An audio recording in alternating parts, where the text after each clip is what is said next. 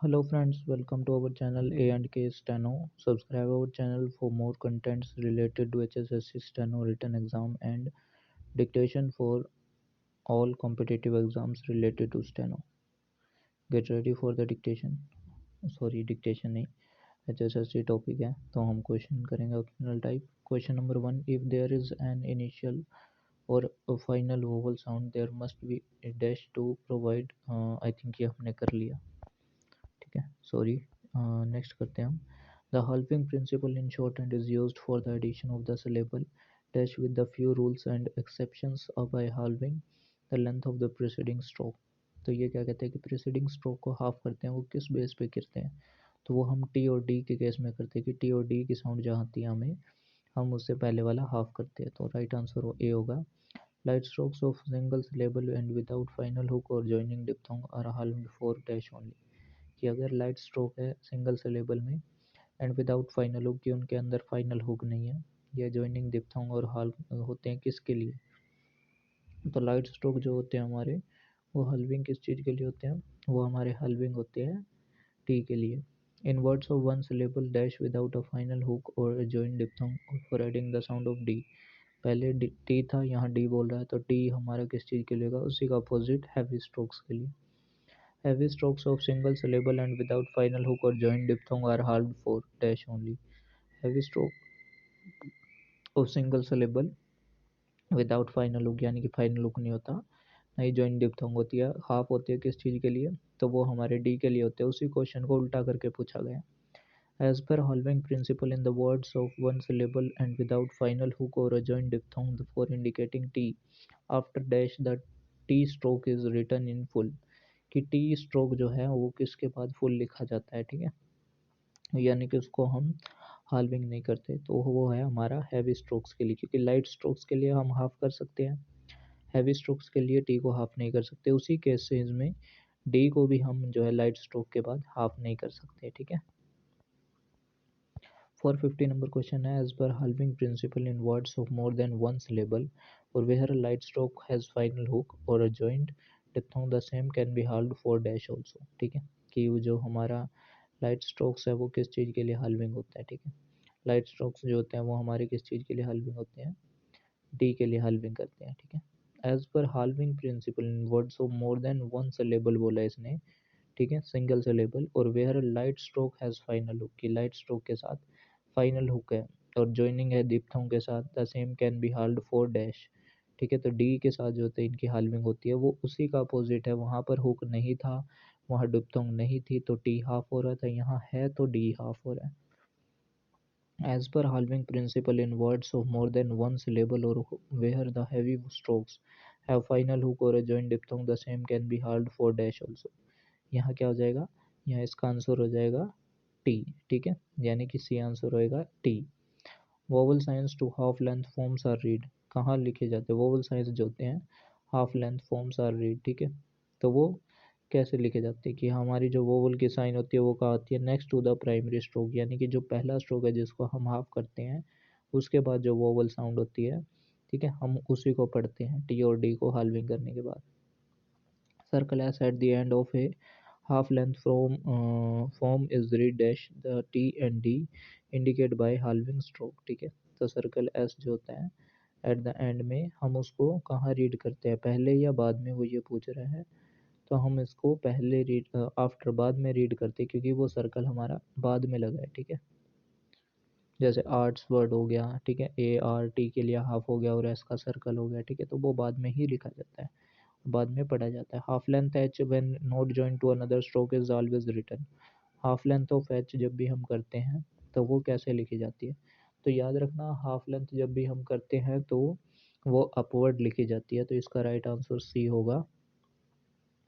The halving principle cannot be employed in words of more than one syllable when a vowel follows final t or d because. ठीक है, तो वो पूछ रहे हैं कि जो ये हाल्विंग का प्रिंसिपल है वो अप्लाई नहीं होगा, कब नहीं होगा, where vowel follows final T और डी बिकॉज. वो क्यों होता है, ठीक है, कि टी और डी को जब फॉलो करता है वोवल, तो हमारा हाल्विंग प्रिंसिपल अप्लाई नहीं होता. तो वो किस केस में नहीं होता, वो होता है जब when final vowel requires a final stroke, ठीक है, कि वह जो वोवल होता है उसको स्ट्रोक की ज़रूरत होती है लगाने के लिए, इसलिए हमारा ये राइट आंसर होएगा ए।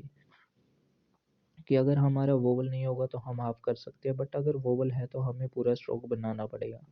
The halving principle can not be employed in words where when a triphone immediately dash T और डी। तो ट्राइफोन जब हमारे फॉलो करेगा टी और डी को, तभी हमें जो क्या है halving प्रिंसिपल अप्लाई नहीं करना, पूरी बनानी है आउटलाइन।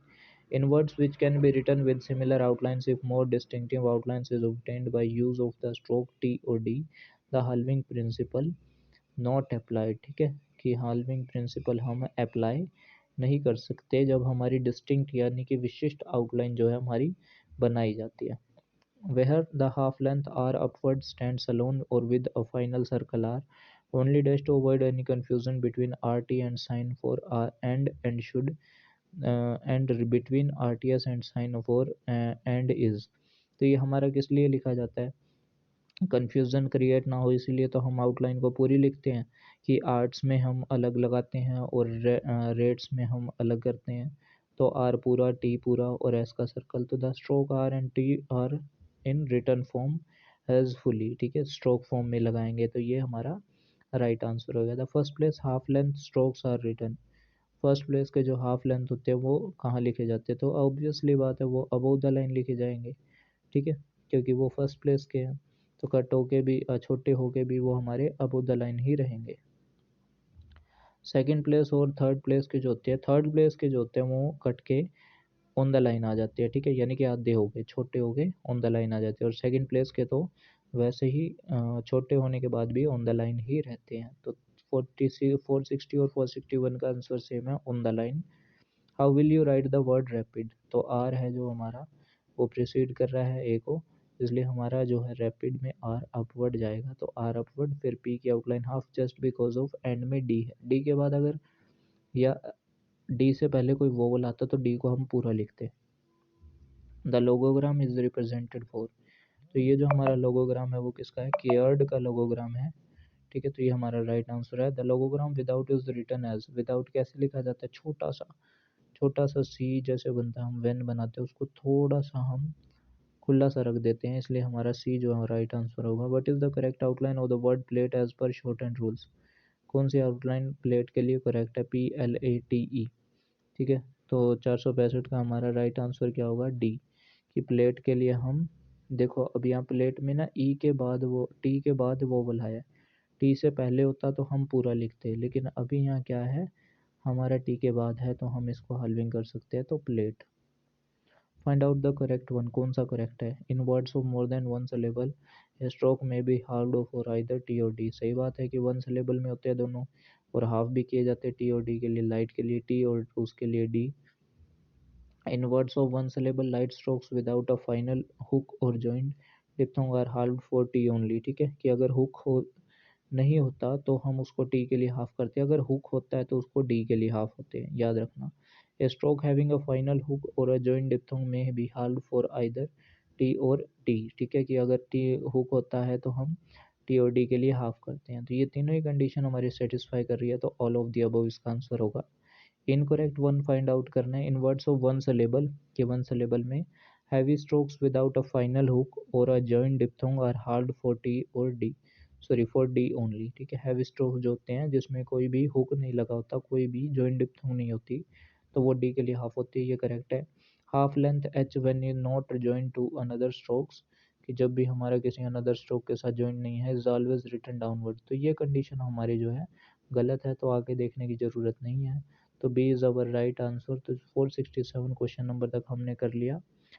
अगले क्वेश्चन हम नेक्स्ट क्लास में, टुमारो की क्लास में करेंगे, ठीक है, यानी कि कल करेंगे। तो अगर आपको वीडियो अच्छी लगी हो, मेरा पढ़ाने का तरीका आपको अच्छा लगा हो, एक्सप्लेन करने का तरीका अच्छा लगा हो, या मैं इससे कुछ बेटर इम्प्रूव कर सकता हूँ अपने आप को, तो प्लीज़ मुझे कमेंट में ज़रूर सजेस्ट कीजिएगा।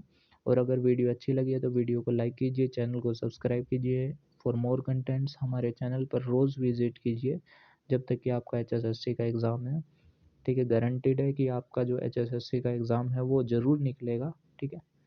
और निकलने के बाद आप फिर से मुझे कमेंट कर सकते हैं कि आपका जो एग्ज़ाम है वो अच्छा गया सो तब तक के लिए प्रैक्टिस कीजिए जब तक कि कोई आपका एग्ज़ाम नहीं आता। ठीक है, तो मिलते हैं नेक्स्ट क्लास में। तब तक के लिए be practice for a better future. Thanks to all, bye bye.